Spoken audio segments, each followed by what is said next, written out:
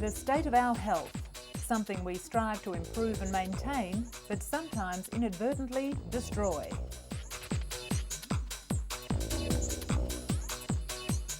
Universally, it's vitally important. The Germans have a universal word for it. Gesundheit.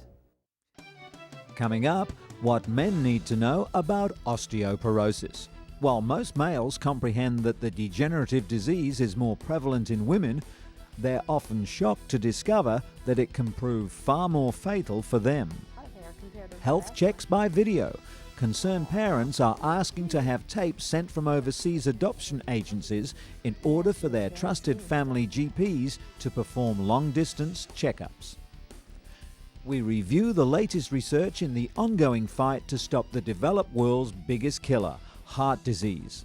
Among the advancements, a new drug-coated stent to keep arteries open and a combination defibrillator and pacemaker in one. And the small flat leaves the citizens of northern Nicaragua call fresco de tamarindo. Picked for their medicinal value, the leaves are a popular remedy for a variety of disorders, from inflammation to fevers and digestive problems.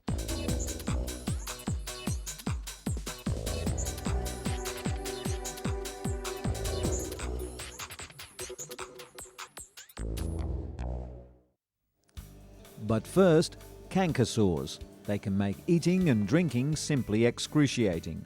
The small white wounds inside the mouth were once thought to be caused by a virus. But now it's believed that canker sores are actually the result of either stress, dental treatments, or smoking. The Food and Drug Administration recently approved a liquid bio-bandage to help ease the pain while the sore heals. It's been used in operating rooms and hospitals for years, but is now available for over-the-counter use. The Soothe and Seal liquid protectant uses a chemical called liquid cyanoacrylate. Once used as an alternative to stitches in hospitals, it seals off nerve endings in canker sores for 6 hours. Canker sores should be checked if they don't heal within 2 weeks. While they're not contagious, deep ulcers can easily develop, so it's always best to play it safe. Dentist Brendan Huang is about to perform surgery on this woman with no anesthetic. This special tool will make it completely painless. Air abrasion is used to treat cavities instead of the more traditional drills. By controlling the speed and intensity of the air, only the decayed tooth is removed, not touching healthy areas of nerve endings and therefore no pain. In contrast, if a drill is used, an anesthetic is required. Patients terrified of the needle and drill needn't worry about visiting the dentist any longer. Air abrasion is also much quicker than drilling. It takes 5 minutes to fill one cavity, compared with 40 minutes using a drill, and that always brings a smile. But air abrasion can't get to the root of all dental problems. If cavities are too deep or a metal filling needs replacing, then it's back to the trusty old needle and drill.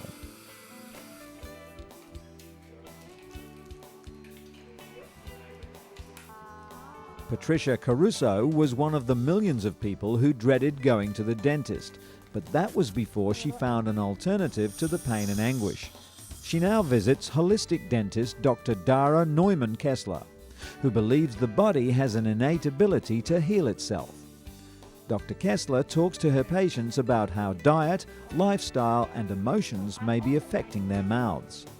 The emphasis is on natural remedies. For example, metal in the mouth may be the cause of some skin rashes or vision problems. Often, holistic dentists will replace mercury or gold fillings with biocompatible materials. Caruso had her fillings replaced and has changed her dental hygiene routine, all the way down to natural toothpaste. She now understands that the food she puts in her mouth not only affects her dental health, but her general health as well. In many a case, patients have had to treat underlying problems in order to address some painful dental symptoms. And dentist Yu Xian has set a record, building an 8-foot tower of human decaying teeth. The tower earned him a certificate from the Chinese government honoring great achievements and secured him a place in the Shanghai Guinness Book of Records. While he likes having his achievement recorded for history, he'd rather people keep their teeth longer. His dental work of art took 6 months and 28,000 teeth. He's been working on teeth for 30 years, but now he's seeing patients who've gone decades without any dental care at all. Critics say Dr. Yu may have been a little too eager to finish the tower, pulling teeth that could have been saved. However, he disputes their claim, saying the smaller the tower, the happier a dentist he'd be.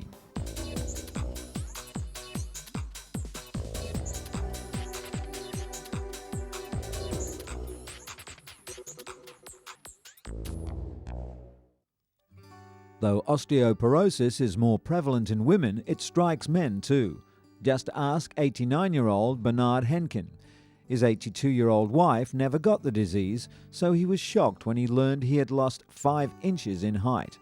Research has shown men lose bone steadily over their lifetime, whereas women tend to experience a more dramatic drop with the onset of menopause. According to Dr. Douglas Keel, an osteoporosis expert, the disease can prove even more fatal for men, as up to 25% of them die within the first year of a hip fracture. Dietary mineral expert at Tufts University in Boston, Dr. Richard Wood, believes that if men were more aware, they might prevent osteoporosis in the first place. That means drinking milk or getting enough calcium and vitamin D from other sources, both to build bones to their genetic potential in childhood and to replace what's lost each day in adulthood. Bernard now takes calcium and vitamin supplements along with Fosamax, the only medication approved for the treatment of osteoporosis in men. However, he wishes he knew about the disease long ago. So far, the treatment's working. His bones and height have stabilized. Now he and his wife are looking forward to their 60th wedding anniversary. And there's good news for women too, who hate having to take osteoporosis medication every day on an empty stomach, followed by unpleasant side effects. According to research just published in the New England Journal of Medicine, an annual injection of a cancer drug can prevent the bone-thinning disease just as well as the daily pills. Researchers tested 351 postmenopausal women around the world with 5 different treatment schedules. Some got the standard once-a-day pills to fight osteoporosis. Others received 5-minute intravenous infusions of a Novartis cancer drug called zoledronic acid. The results showed similar improvements in bone density for the women on pills and the women receiving injections, including the once-a-year injection. However, there were far fewer side effects and complications experienced by those in the latter group. The point of treating women for osteoporosis is to protect them from humped backs and easily broken bones. The researchers won't know for another 5 years if the new treatment actually prevents fractures, but a much larger study is being planned to find out.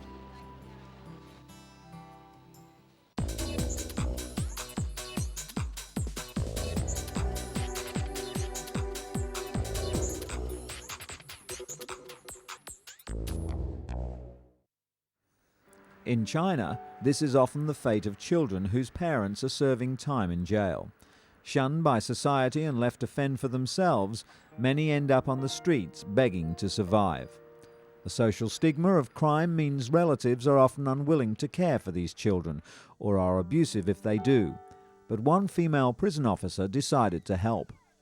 Defying strong opposition, Zhang Shuxin set up special villages around the country for the abandoned children of prisoners. The villages survive on donations and aim to provide a safe, caring home, while psychological support is available for children who've been traumatized by their experiences. Aged 6 to 14, the children get regular meals and an education. They also have time to do things like picking fruit in nearby fields. Their lives have changed dramatically since coming to the village.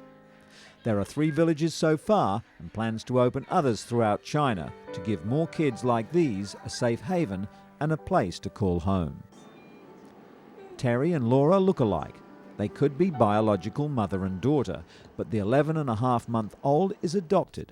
Marta was her name at the orphanage in Kazakhstan, where this video of her at 2 months old was taken.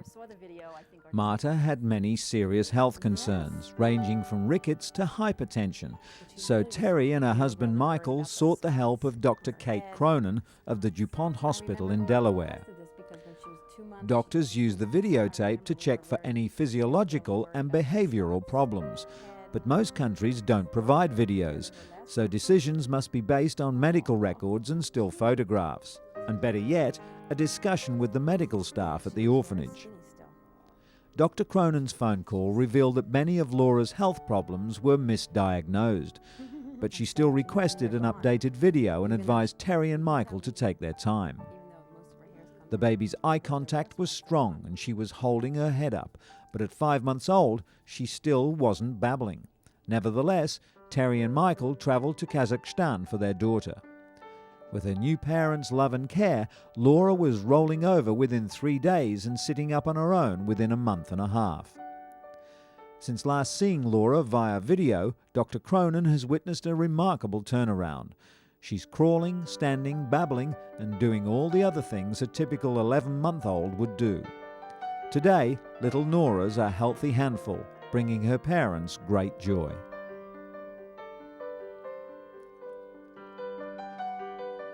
In sadder news, the continuing saga of sexual abuse carried out by Catholic priests against young boys is becoming the largest sex scandal in church history.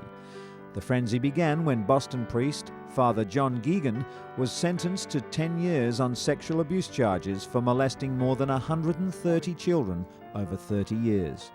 Psychiatrist Dr. Norman Rosenthal believes that damage done from sexual abuse can be lifelong because it involves violating boundaries of trust. Whether the abuse is carried out by a priest or family member, the damage is intensified because the abuse is hidden. For that reason, Rosenthal believes that it can be healthy for sexually abused people to come forward, even as adults, to confront their abusers, just as Mark Serrano did, charging he was molested by a priest beginning at age 9. To Serrano, the priest and church were one. Rosenthal outlines the physiological changes in the brain that occur after abuse in his book, The Emotional Revolution. But he's quick to point out that with the right help, it's never too late to overcome even the most painful past. In related news, the UN estimates that last year alone, almost 13 million people were on the move, among them 700,000 children being trafficked for sex. The Philippines' port of Manila sees up to 500,000 poverty-stricken women and children every year. This young woman was one of the thousands of teenagers who were drugged and sold for sex. But it's not just in Asia. In Nicaragua, this young girl is being prepared for a night's work. In Europe, Albanian children are trafficked into Greece, many sold by their parents. And in Sierra Leone, thousands of children have been abducted and raped by militia. The UN is fighting back with education like this school in India, which tries to provide schooling to the very young, hopefully to give them a chance later in life. But it's a lucrative trade, and the UN is sometimes forced to even fight the battle with governments, all too keen to turn a blind eye to this profitable form of abuse.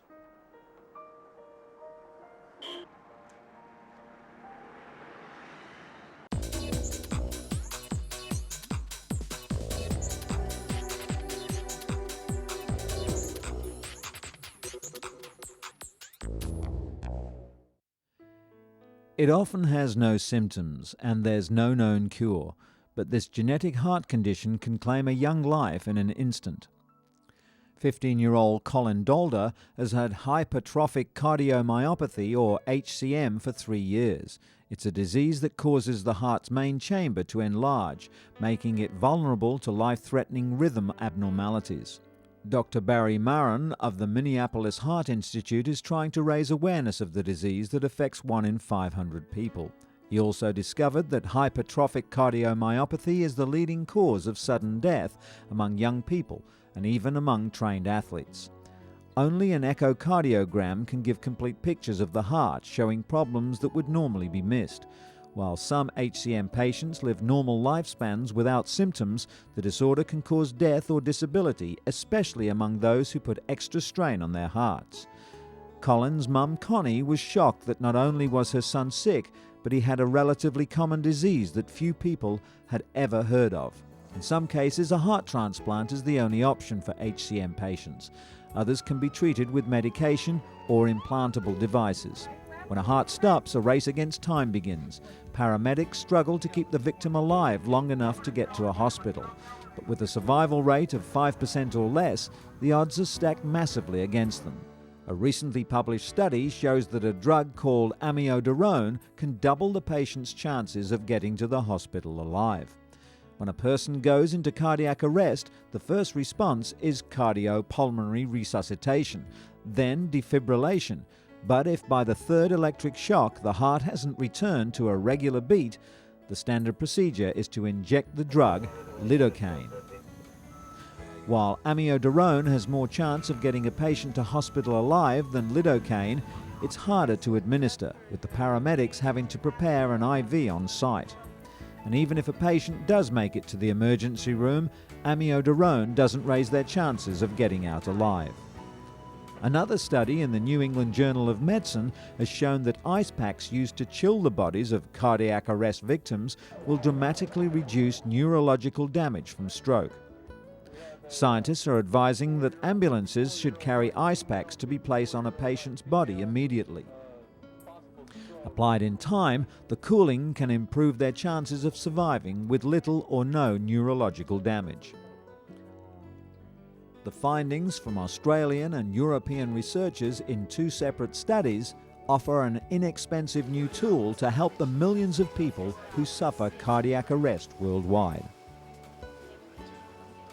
While CPR or a defibrillator can restart the heart, a series of brain-damaging chemical reactions may have already started if too much time had elapsed.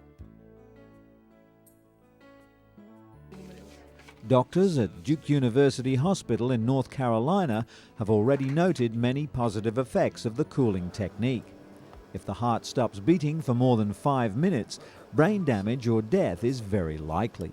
But lowering the body temperature to 92 degrees Fahrenheit, 6 degrees below normal, is considered the optimum temperature. Of the 1.1 million American heart attack victims each year, only about 20% get to the hospital in time to benefit from the latest clot-busting medication.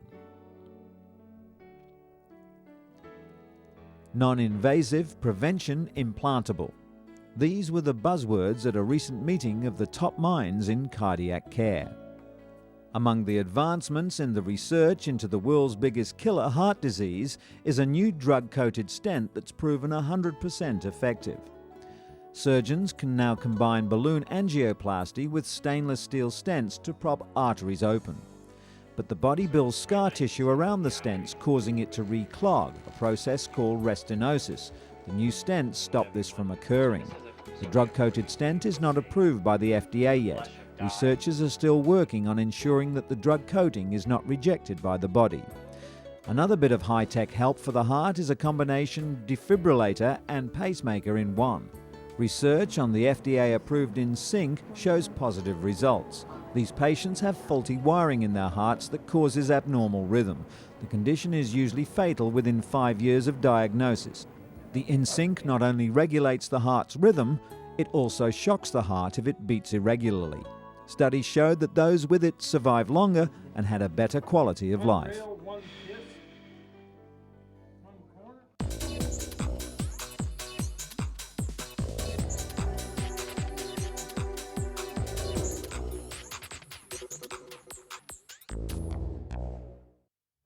Japan's snow monkeys have known for ages the joys of a hot outdoor bath in the middle of a cold winter's day. But now people from across the globe are discovering the same pleasure in Iceland. The Blue Lagoon is an outdoor spa created from the runoff of a geothermal power plant. Never mind that the temperature outside is below freezing, the warm waters in the lagoon average a comfortable 100 degrees Fahrenheit. But these waters offer more than a pleasant excursion on a cold day. The lagoon's mineral content is known to cure common skin ailments like eczema and psoriasis. According to scientists, the unique ecosystem of blue-green algae and silica mud coupled with the location's unpolluted surroundings form the treatment's foundation. The medicinal attributes of the water were discovered by chance.